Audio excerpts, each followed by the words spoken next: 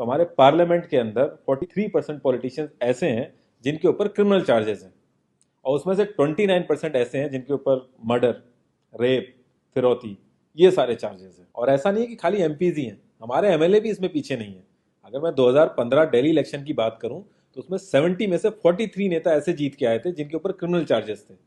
और अगर करंट की बात करें तो 37 एमएलए ऐसे हैं जिनके ऊपर क्रिमिनल चार्जेस हैं। और ये ऐसा नहीं है कि किसी ने आरोप लगा दिया या एफआईआर है, ये वो चार्जेस हैं जो सुप्रीम कोर्ट के अंदर फ्रेम हो चुके हैं।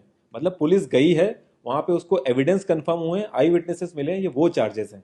ये प्रॉब्लम तो बहुत ही छोटी सी है कि पार्टीज क्रिमिनल्स को टिकट ना दें और लोग क्रिमिनल्स को वोट ना दें, लेकिन इस छोटी सी प्रॉब्लम के लिए 1999 से लड़ाई चल रही है और अभी तक इसका सोल्यूशन नहीं हुआ है।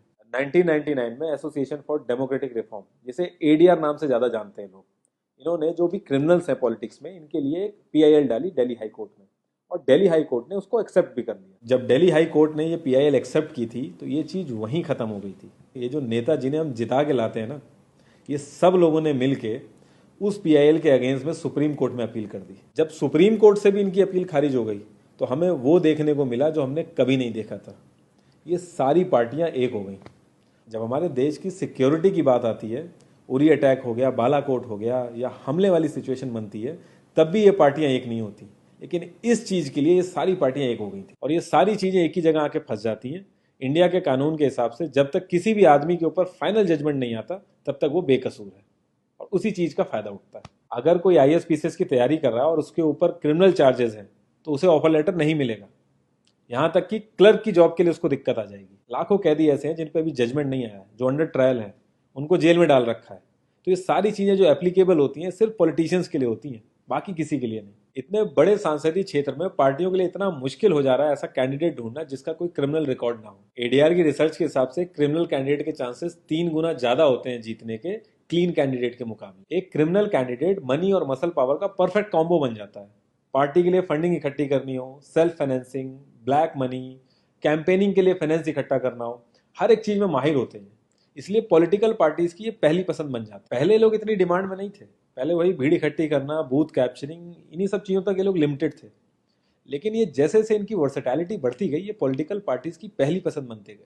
यार पार्टीज की मजबूरी तो समझ में आती है, लेकिन कास्ट और सिस्टम फेलियर की वजह से लोगों की भी मजबूरी बन जाती है इनको वोट देना। आज की डेट में यार एफआईआर करने के लिए भी आपको जुगाड़ की जरूरत होती है, लेकिन वहीं अगर आप अपनी कास्ट वाले नेता के पास जाओगे तो आपका काम हो जाएगा, थोड़ा बहुत आपका हिसाब किताब देखेगा, आपका काम कर देगा वो।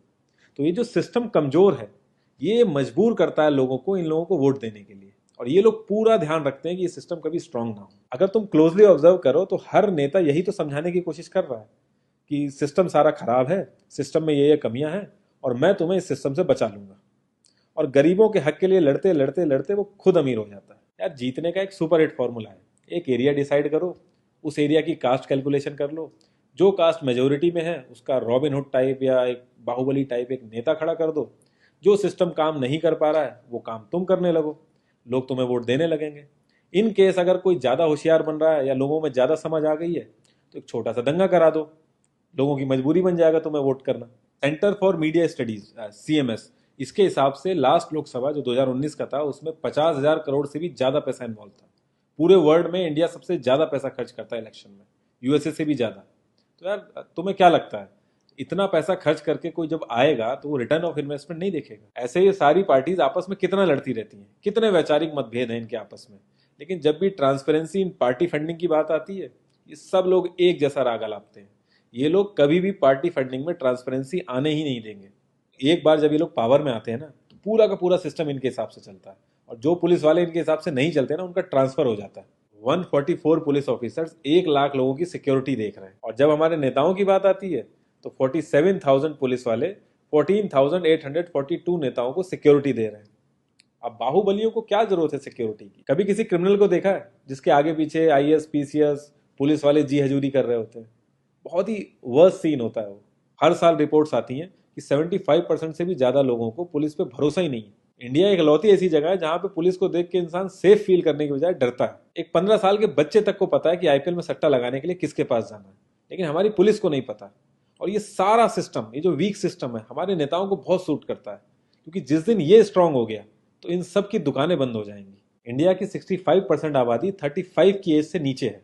जो हमारा लोकसभा है उसकी एवरेज एज है 54 और राज्यसभा की एज 63.5 है। एक दो केस अगर छोड़ दें तो आम आदमी के लिए पॉलिटिक्स में घुसने का रास्ता नहीं है। अगर आप गूगल पे सर्च करोगे ना टॉप 10 यंग पॉलिटिशियंस, तो एक भी नाम उसमें ऐसा नहीं होगा जिसका कोई फैमिली से पॉलिटिकल कनेक्शन ना हो। आज़ादी के बाद से 0.5% से भी कम पॉलिटिशियंस ने अपने बच्चों को आर्मी में भेजा है। वहां नहीं भेजते ये लोग। हम लोग इनसे मैनिफेस्टो में डिमांड ही कहाँ करते हैं। हम तो बस रिलीजियस मुद्दे देखते हैं मैनिफेस्टो में और खुश हो जाते हैं।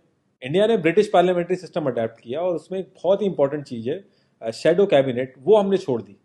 इसके बारे में बहुत ही कम लोगों को पता है और ये लोग हमें पता लगने भी नहीं देते। तो इसमें होता यह है कि अगर मैं फाइनेंस मिनिस्ट्री का ही एग्जाम्पल लूँ तो जो भी रूलिंग पार्टी का फाइनेंस मिनिस्टर है उसके पैरेलली एक ऑपोजिशन का भी फाइनेंस मिनिस्टर असाइन हो जाएगा और जो रूलिंग पार्टी का फाइनेंस मिनिस्टर है उसकी एक्टिविटीज को ऑपोजिशन का फाइनेंस मिनिस्टर लोगों तक पहुंचाएगा। और इसी तरीके से हर डिपार्टमेंट में होता है और लोगों के लिए बड़ा बेनिफिशियल रहता है ये। क्योंकि एक छोटे से छोटे काम के लिए हमारे इंडिया में बहुत सारी मिनिस्ट्री इन्वॉल्व रहती हैं, तो एक्चुअल में किस नेता की गलती है पता ही नहीं चल पाता है। इस तरीके के बहुत सारे कॉन्सेप्ट हैं जो हम लोगों को पार्टी से मैनिफेस्टो में डिमांड करने चाहिए, क्योंकि हम लोग तो हमेशा मंदिरों और मस्जिदों के लिए ही लड़ते हैं। ये सारी चीजें एकदम से तो सही हो नहीं जाएंगी, लेकिन एक चीज हमारे हाथ में है कि यार हम कम से कम किसी क्रिमिनल को तो वोट ना दें। और ऐसा तो होता नहीं कि सारे के सारे लाइन से क्रिमिनल ही खड़े हो जाते हैं। हमें बस इतना करना है कि जो भी कैंडिडेट क्रिमिनल है हमें बस उसे वोट नहीं देना है, भले ही वो हमारी फेवरेट पार्टी का हो, भले ही वो हमारी कास्ट का हो। बस एक दो बार हमें ऐसे करना है, फिर इन लोगों को टिकट ही मिलना बंद हो जाएगा पार्टियों से। जितनी रिसर्च हम अपना मोबाइल फोन खरीदने में करते हैं ना, उसकी 10% रिसर्च भी अगर हमने अपने कैंडिडेट के बारे में कर ली तो ये क्रिमिनल जितने भी हैं पार्लियामेंट में नहीं दिखेंगे, ये वहीं दिखेंगे जहां इनको होना चाहिए। लास्ट में एक ही क्वेश्चन पे मैं इस कॉन्वर्सेशन को एंड करूंगा कि पॉलिटिक्स अगर समाज सेवा है तो सैलरी क्यों, और अगर नौकरी है तो एग्जाम और क्वालिफिकेशन क्यों नहीं।